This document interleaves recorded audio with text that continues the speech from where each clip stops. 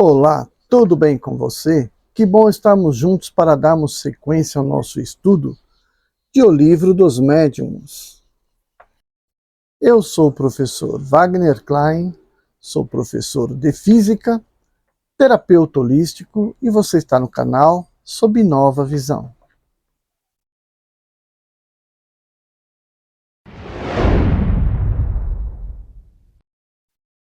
Então, dando sequência ao capítulo 25, nós vamos para as questões sobre as evocações. Então, aqui são um conjunto de perguntas e respostas aos espíritos. Então, a questão número 1 é a seguinte: pode alguém evocar os espíritos sem ser médium? Resposta: todo mundo pode evocar os espíritos. Esses os que jamais não podem se manifestar materialmente não estão menos ao redor de vós e vos escutam. Segundo, o espírito evocado atende sempre ao chamado que lhe é feito? Resposta: isto depende das condições em que se encontra, porque há circunstâncias nas quais não o podem.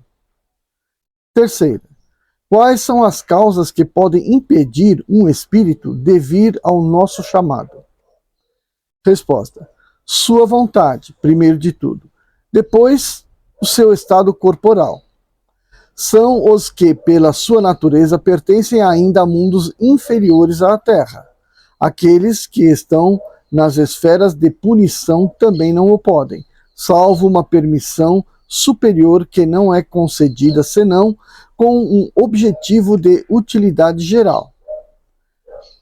Para que um espírito possa se comunicar, é preciso que tenha atingido o grau de adiantamento do mundo no qual é chamado. De outro modo, é estranho das ideias desse mundo que não tem nenhum ponto de comparação.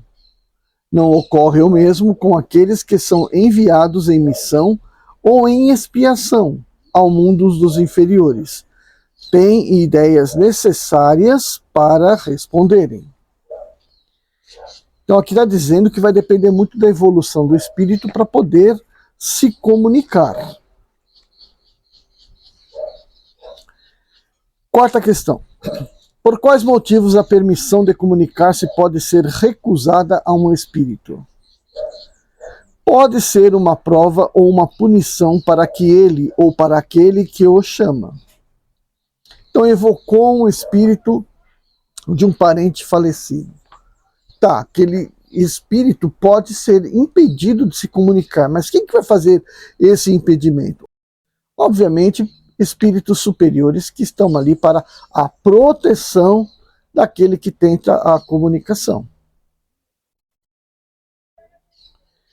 Como os espíritos dispersos no espaço ou nos diferentes mundos podem ouvir de todos os pontos do universo as evocações que lhes são feitas? Frequentemente são prevenidos pelos espíritos familiares que vos cercam e que vão procurá-los. Mas se passa aqui um fenômeno que é difícil de vos explicar, porque não podeis ainda compreender o modo de transmissão do pensamento entre os espíritos.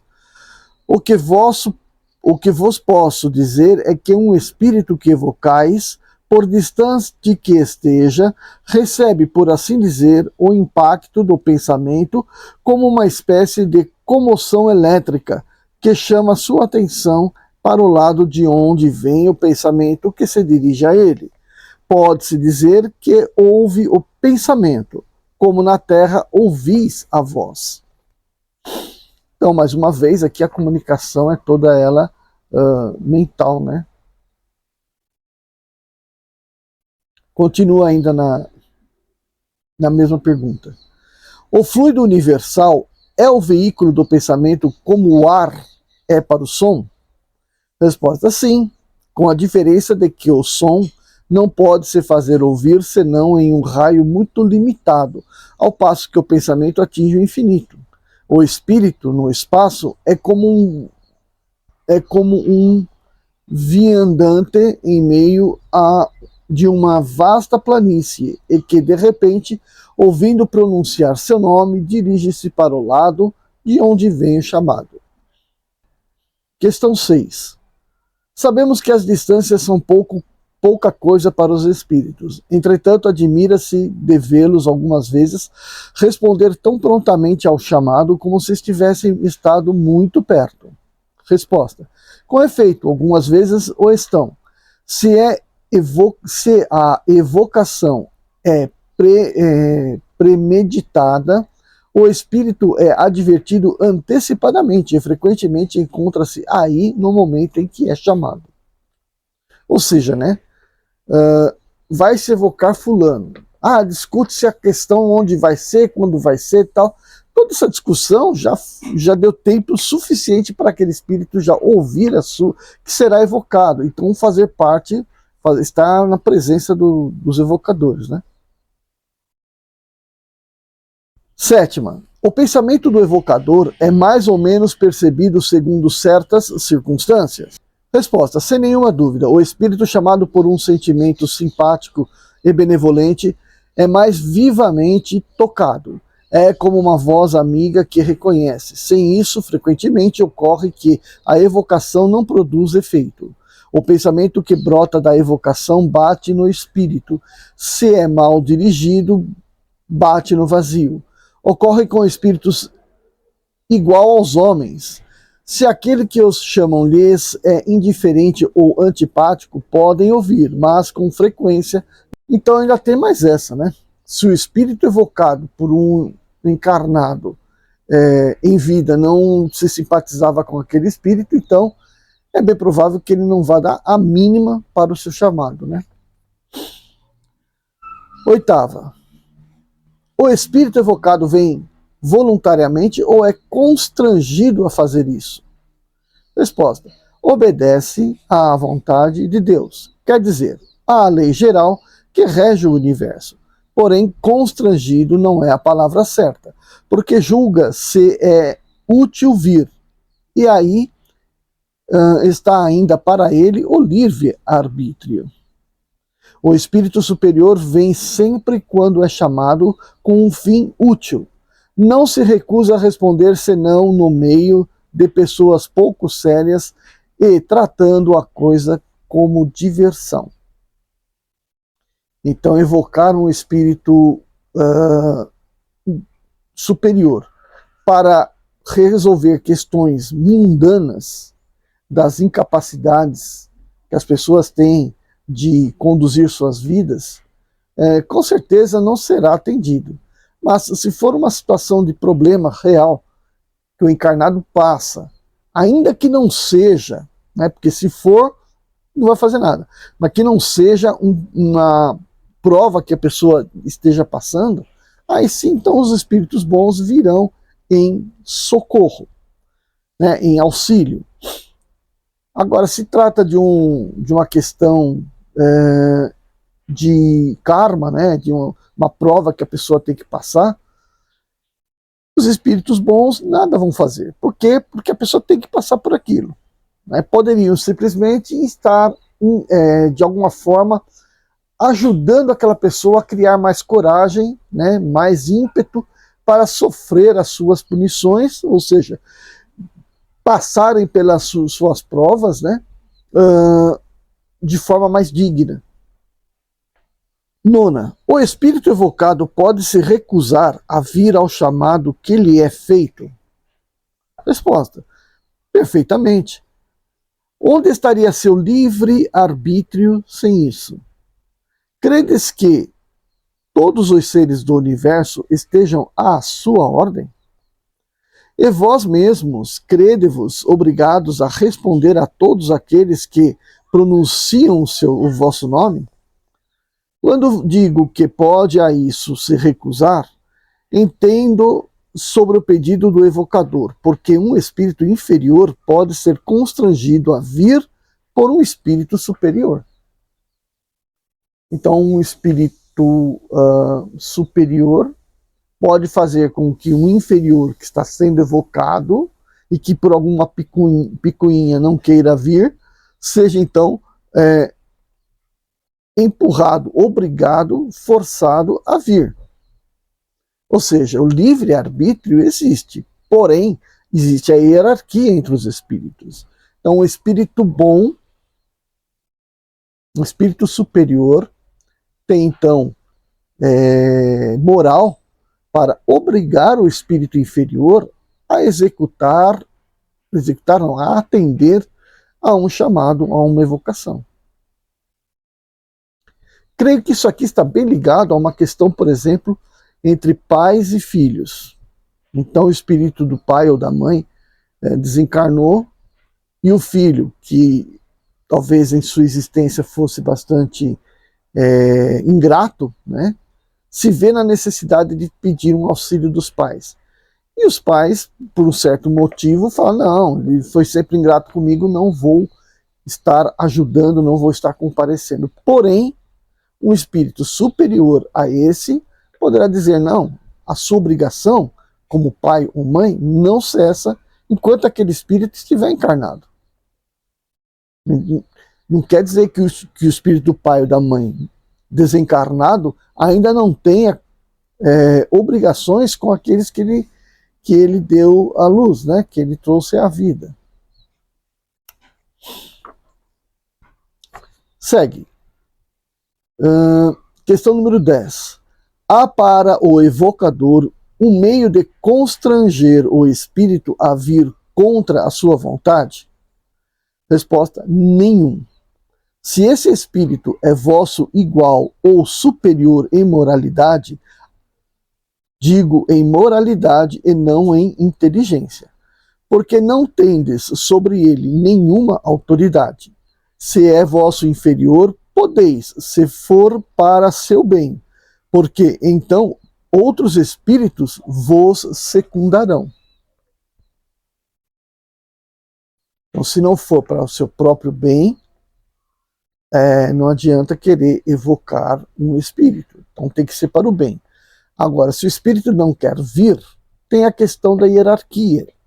Ou seja, o espírito encarnado tem sim uma condição moral hierárquica superior àquele espírito que ele está evocando, então aquele espírito vem. Bom, segue. Questão número 11.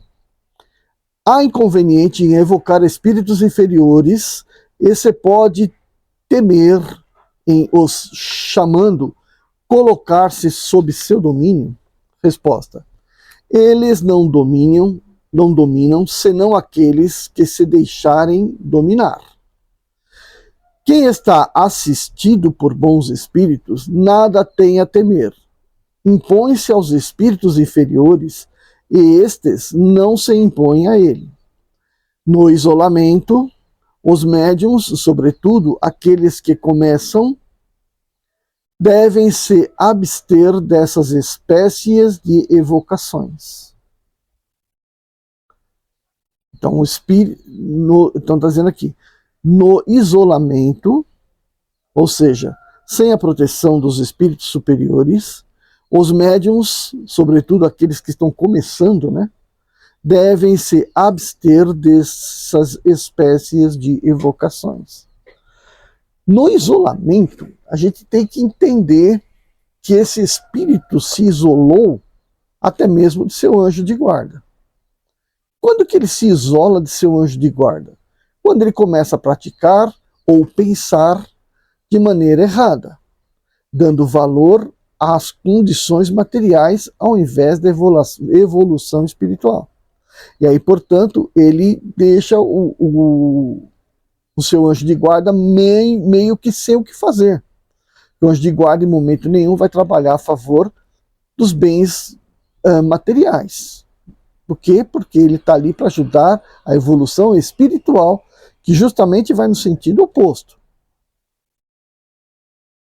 Agora, se o médium está envolvido pelo orgulho, cupidez, ou simplesmente a falta de caridade, ou seja, o egoísmo, esse médium, né, essa pessoa encarnada, ela afasta o seu anjo de guarda. E ao afastar seu anjo de guarda, ela entra no tal do isolamento. Estando no isolamento, pode acontecer dela fazer o quê? Ser assistida, né, por espíritos inferiores. É o tal do negócio, né? Se você quer um bom encosto, faça a coisa errada, né? Faça a coisa errada que não vai faltar encosto para você. Por quê? Porque muitos são os espíritos desencarnados que buscam o quê? O alinhamento das frequências vibratórias mentais, né? Que está ligado aos desejos mundanos. E aí, portanto, eles têm o prazer em estar carregando para baixo, para o mundo deles, aqueles que estão ali encarnados, cedendo seus fluidos, a sua energia, a sua vitalidade, para que eles também possam usufruir disso. Enquanto que todo espírito tem que fazer o quê? Buscar a sua evolução, afastar-se dos interesses mundanos, que são regidos pelo orgulho, egoísmo, vaidade, cupidez, certo? Seguindo.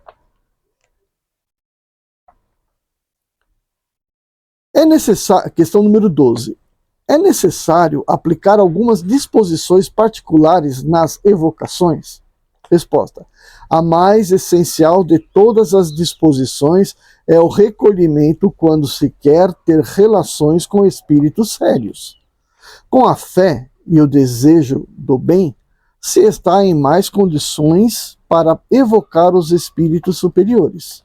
Elevando sua alma por alguns instantes de recolhimento, no momento da evocação, identifica-se com os bons espíritos e os dispõe a virem.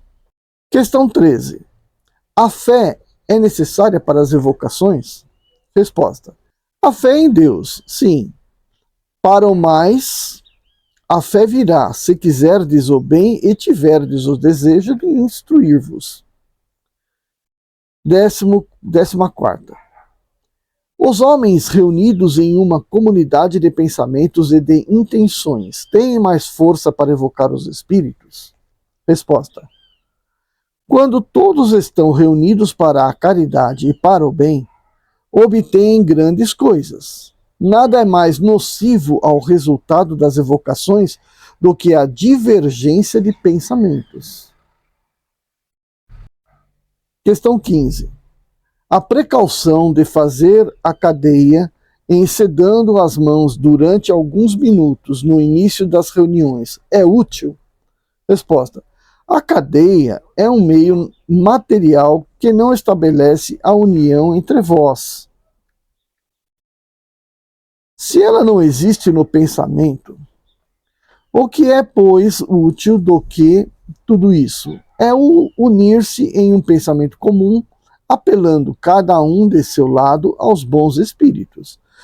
Não sabeis tudo o que se poderia obter em uma reunião séria, na qual fosse banido todo o sentimento de orgulho e de personalidade, e onde reinasse um sentimento de mútua cordialidade. Questão 16. As evocações com dias e horas fixados são preferíveis? Resposta: sim. E se possível, no mesmo lugar. Os espíritos aí vão naturalmente, e ao desejo constante que tendes, o que ajuda os espíritos a virem se colocar em comunicação convosco. Os espíritos têm suas ocupações que não podem deixar de improviso para a vossa satisfação pessoal. Digo no mesmo lugar, mas não creiais que seja uma obrigação absoluta, porque os espíritos vão por toda parte. Quero dizer que um lugar consagrado a isso é preferível, porque é o recolhimento nele que é mais perfeito. Então é aquele negócio, né? Um dos maiores recursos que nós temos, graças então a toda a dinâmica trazida por Kardec, é a realização dos evangelhos no lar. Porque quando se reúne no mesmo lugar, na mesma hora, né, no mesmo momento, todo, né, local e hora marcado, determinado, para uma evocação, para um estudo, para um pensamento elevado, faz-se um elo, né, melhor e cada vez mais firme com a espiritualidade superior. A espiritualidade superior, portanto, vai fazer com que o local seja cada vez mais consagrado ao bem. Menos influência vai se tendo da inferioridade. Ah, mas está totalmente livre da inferioridade? Não. Mas está blindado, está, de uma certa forma, fazendo com que aquela região toda esteja mais ou menos imune à ação dos espíritos pervertidos. Questão 17. Certos objetos, tais como medalhas e talismãs, têm a propriedade de atraírem ou repelirem os espíritos, como alguns o pretendem? Resposta. Essa pergunta é inútil, porque sabeis bem que a matéria não tem nenhuma ação sobre os espíritos. Estejais bem certos de que jamais um bom espírito aconselha semelhantes absurdos. A virtude dos talismãs, de qualquer natureza que seja, não existiu, senão na imaginação das pessoas crédulas. Então é aquilo que eu falo lá no meu outro livro, né? Quando você fala isso a uma pessoa que tem a estátua lá de São Benedito e que acredita tanto em São Benedito, mas a sua crença, a sua fé só se manifesta mediante a estatueta de São Benedito. Não se pode dizer para ela que aquele São Benedito não serve para nada. É claro que serve, é o talismã daquela pessoa, é aquilo que consegue fazer com que a pessoa se conecte com a espiritualidade.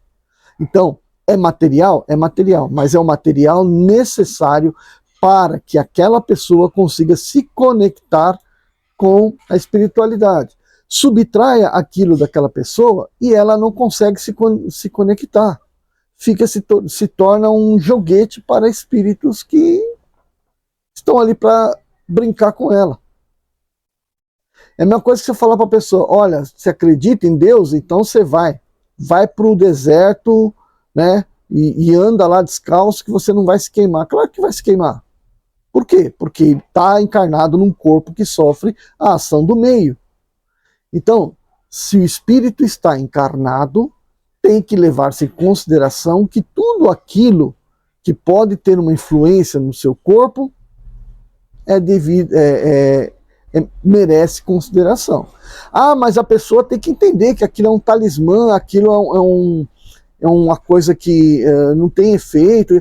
Tudo bem, ela pode até ter a facilidade de entender, mas a possibilidade de você fazer uma pessoa que já tem uma crença em um determinado talismã deixar de acreditar é muito pouco, muito pequeno. É mais fácil você estragar aquela pessoa do que melhorá-la. Então o espírito fala, para os espíritos, eles entendem que isso não tem o menor sentido, não tem o menor proveito, mas devem também entender que aquilo é fundamental para a pessoa encarnada. Bom, segue aqui. Isso é uma opinião minha, né? 18. Que pensar dos espíritos que marcam o encontro em lugares lúgubres e horas impróprias? Resposta. Esses espíritos se divertem às custas dos que o escutam.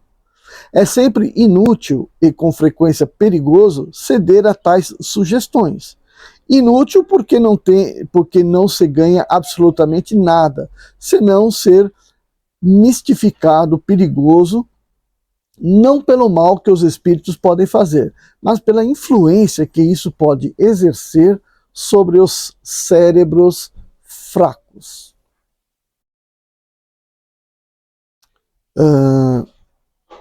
19. Há dias e horas mais propícios para as evocações? Resposta. Para os espíritos, isso é completamente indiferente. como tudo o que é material. E seria uma superstição crer na influência de dias e de horas. Os mais propícios momentos são aqueles nos quais o evocador pode estar o menos distraído por suas ocupações habituais, quando seu corpo e seu espírito estão mais calmos. Então está aí uma coisa bastante lógica e está relacionada com a vida material da pessoa. Então se a pessoa tem um estado de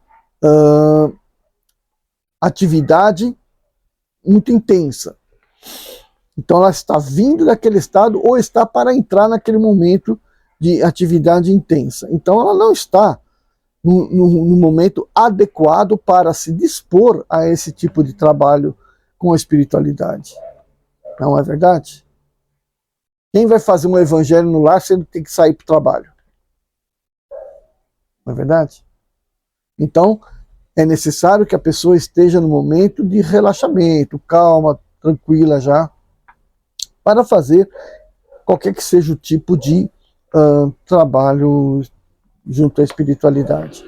Por isso, os centros espíritas, os centros de Umbanda, né, geralmente fazem seus atendimentos no horário da noite. Atendimento não, suas sessões em horários noturnos, onde 8 horas, por aí, que é onde as pessoas já estão praticamente já desobrigadas das suas tarefas diárias, né?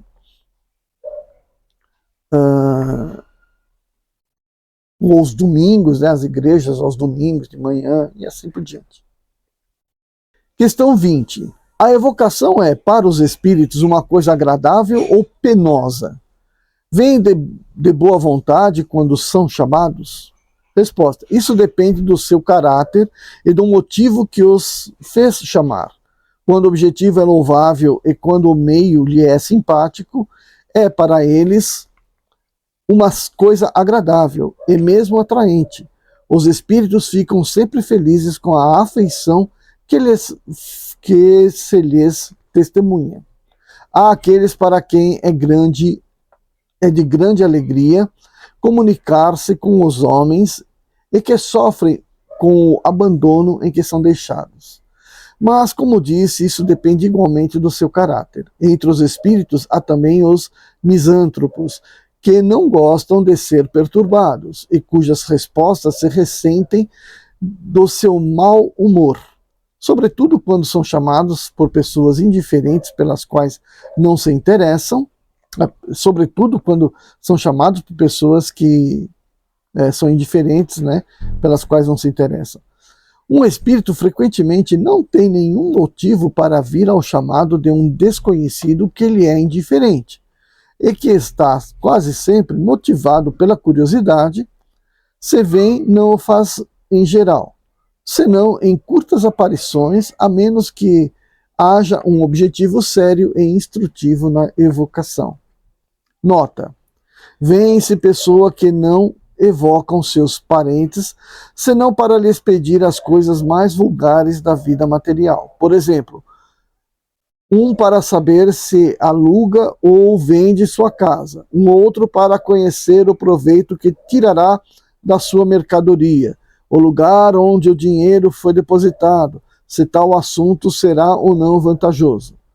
Nossos parentes do além-túmulo não se interessam por nós senão em razão da afeição que tenhamos por eles.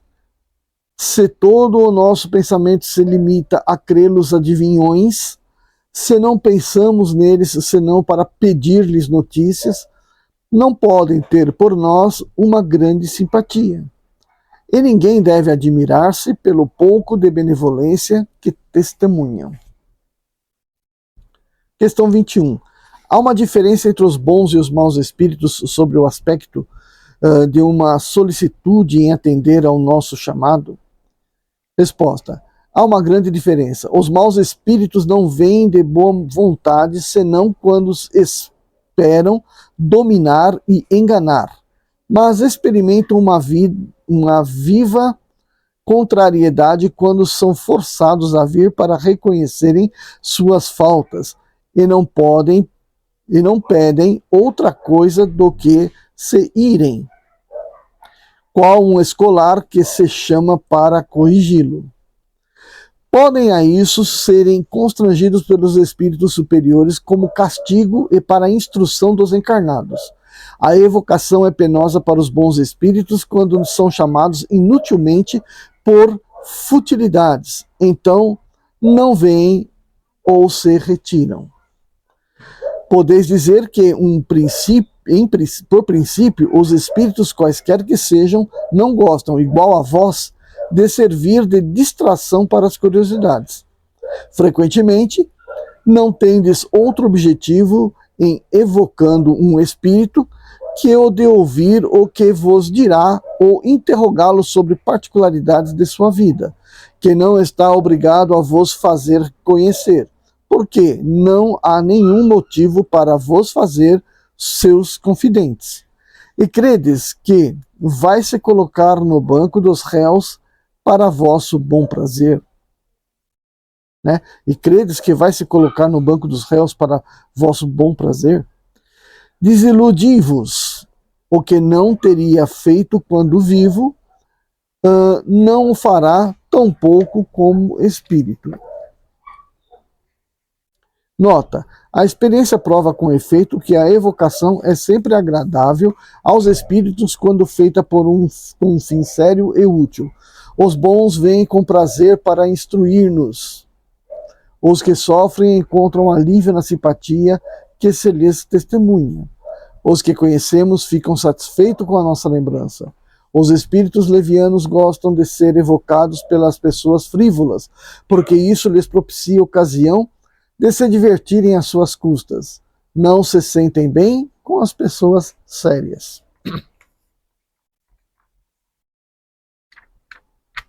Já vi bem. Questão 22. Os espíritos, para se manifestarem, têm necessidade de serem evocados? Resposta: não. Apresentam-se a miúde, sem serem chamados, e isso prova que vêm de boa vontade. Questão 23. Quando um espírito se apresenta por si mesmo, pode-se estar mais certo de sua identidade? Resposta: de nenhum modo, porque os espíritos enganadores frequentemente empregam esse meio para melhor enganar. 24. Quando se evoca pelo pensamento o espírito de uma pessoa, esse espírito vem a nós, ainda mesmo quando não haja manifestação pela escrita ou de outro modo? Resposta: a escrita é um meio material para o espírito atestar a sua presença, mas é o pensamento que o atrai, e não o fato da escrita. 25. Quando um espírito inferior se manifesta, pode-se obrigá-lo a retirar-se? Sim, não o escutando mais. Mas como quereis que se retire quando vos divertis com suas torpezas? Os espíritos inferiores se prendem àqueles que os ouvirem com complacência, como os tolos entre vós. 26. A evocação feita em nome de Deus é uma garantia contra a intromissão dos maus espíritos? O nome de Deus não é um freio para todos os espíritos perversos, mas os retém muito.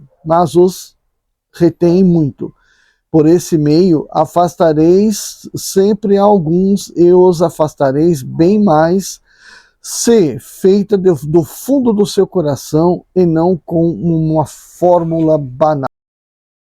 27. Poder-se-ia evocar nominalmente a vários espíritos ao mesmo tempo? Não há para isso nenhuma dificuldade. Se tivesseis 3 ou 4 mãos para escreverem, 3 ou 4 espíritos vos responderiam ao mesmo tempo. É o que ocorre quando se tem vários médiuns. 28. Quando vários espíritos são evocados simultaneamente e não há senão um médium, qual é aquele que responde? Um deles responde por todos e exprime o pensamento coletivo. 29. O mesmo espírito poderia se comunicar ao mesmo tempo na sessão que está a decorrer por 2 médiuns diferentes? Resposta: tão facilmente como tendes homens que editam várias cartas ao mesmo tempo. Nota: Vimos um espírito responder ao mesmo tempo por 2 médiuns a perguntas que se lhe dirigiam. A um em inglês e a outro em francês, e as respostas eram idênticas pelo sentido. Algumas eram mesmo a tradução literal uma da outra. 2 espíritos evocados simultaneamente por 2 médiuns podem estabelecer entre eles uma conversação. Esse modo de comunicação não sendo necessária para eles, uma vez que leem reciprocamente seus pensamentos, a isso se prestam algumas vezes para a nossa instrução. Se esses são espíritos inferiores, como estão ainda imbuídos de paixões terrestres e de ideias corporais, pode ocorrer de se disputarem e de se apostrofarem por palavras grosseiras, de censurarem mutuamente seus erros e mesmo lançar lápis, cestas, pranchetas, etc., uma no outro. Questão 30. Espírito evocado, ao mesmo tempo, em vários pontos, pode responder simultaneamente às perguntas que lhe são dirigidas? Praticamente já foi feita, né? Sim, se é um espírito elevado. Nesse caso, o espírito se divide ou tem o dom da ubiquidade? Resposta. O Sol é um e, todavia, irradia em todo o seu redor, lançando ao longe seus raios sem se subdividir.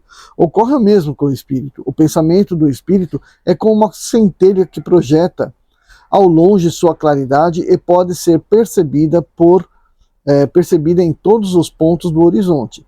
Quanto mais o espírito é puro, tanto mais seu pensamento irradia e se estende como a luz. Os espíritos inferiores são muito materiais. Não podem responder senão a uma única pessoa por vez, e não podem vir senão se são chamados em outro lugar. Um espírito superior chamado ao mesmo tempo em 2 pontos diferentes responderá às 2 evocações se forem tão sérias e tão fervorosas, tanto uma como a outra. Em caso contrário, dá preferência à mais séria. Nota: ocorre o mesmo com um homem que, sem mudar de lugar, pode transmitir seu pensamento por sinais vistos de diferentes pontos. Se em uma sessão de Sociedade Parisiense de Estudos Espíritas, onde a questão da ubiquidade havia sido discutida, um espírito dita espontaneamente a comunicação seguinte: perguntáveis esta tarde qual era a hierarquia dos espíritos para a ubiquidade. Comparai-vos a um balão que se eleva pouco a pouco no ar. Quando próximo à Terra, um pequeno círculo pode percebê-lo. À medida que se eleva, o círculo se alarga para ele, e quando chega a uma certa altura, aparece um número infinito de pessoas. Assim é conosco. Um mau espírito que está preso à Terra fica num círculo restrito ao meio de pessoas que o veem. Cresça em graça, melhore-se e poderá conversar com várias pessoas. E quando tornar-se espírito superior, poderá irradiar a sua luz como o sol. Mostrar-se várias pessoas em vários lugares ao mesmo tempo. Questão 31. Podem ser evocados os espíritos puros, os que terminaram a série de encarnações? Resposta: sim, mas muito raramente. Não se comunicam senão com os corações puros e sinceros, e não aos orgulhosos e aos egoístas. Por isso é preciso desconfiar dos espíritos inferiores que tomam essa qualidade para se darem mais importância aos vossos olhos. 32. Como ocorre que o espírito dos homens mais ilustres venham tão facilmente e tão familiarmente ao chamado dos homens mais obscuros? Resposta: os homens julgam os espíritos segundo eles, e é um erro. Depois da morte do coração, as posições terrestres não existem mais. Não há distinção entre eles senão na bondade. E os que são bons vão para toda parte onde há bem a fazer. Questão 33. Quanto tempo depois da morte se pode evocar um espírito? Pode-se evocá-lo no instante mesmo da morte, mas, como nesse momento ainda está em perturbação, não responde senão imperfeitamente. Nota: a duração da perturbação, sendo muito variável, não pode ter prazo fixo para a evocação. É claro, entretanto, que ao cabo de 8 dias, o espírito não se reconheça o bastante para poder responder. pode fazê-lo algumas vezes muito bem, 2 ou 3 dias depois da morte. Pode-se, em todos os casos, tentar com cautela. Questão 34. A evocação no instante da morte é mais penosa para o espírito do que seria mais tarde? Algumas vezes. É como se vos arrancassem do sono antes de estivesseis completamente despertos. Há, entretanto, os que com isso não ficam nada contrariados, até porque isso ajuda a sair da perturbação. 35. Como o espírito de uma criança morta em tenra idade pode responder com conhecimento de causa quando em sua vida não tinha ainda consciência de si mesmo? Resposta. A alma da criança é um espírito ainda envolvido nas faixas da matéria, mas liberto da matéria goza das suas faculdades de espírito, porque os espíritos não têm idade, o que prova que o espírito da criança já viveu. Entretanto, até que esteja completamente liberto, pode conservar na sua linguagem alguns traços característicos da sua infância. Nota: a influência corporal que se faz sentir por tempo mais ou menos longo sobre o espírito da criança faz-se igualmente algumas vezes notar sobre o espírito daqueles que morreram em um estado de loucura. O espírito em si mesmo não é louco, mas se sabe se certos espíritos creem, durante algum tempo, serem ainda deste mundo. Não é, pois, de se admirar que no louco o espírito se ressinta ainda dos entraves que, durante a vida, opunham-se à luz, à sua livre manifestação, até que esteja completamente despreendido. Esse efeito varia segundo as causas da loucura, porque há loucos que recobram toda a lucidez de suas ideias imediatamente depois da sua morte. Gente, a gente fica aqui. Deixa seu like. Se não é inscrito no canal, se inscreva. Compartilhe. Faça qualquer questão. E então, eu vejo você no nosso próximo vídeo. Tchau, tchau. Quando você acordar, comece bem o seu dia. Deve a tristeza tirar e por somente alegria.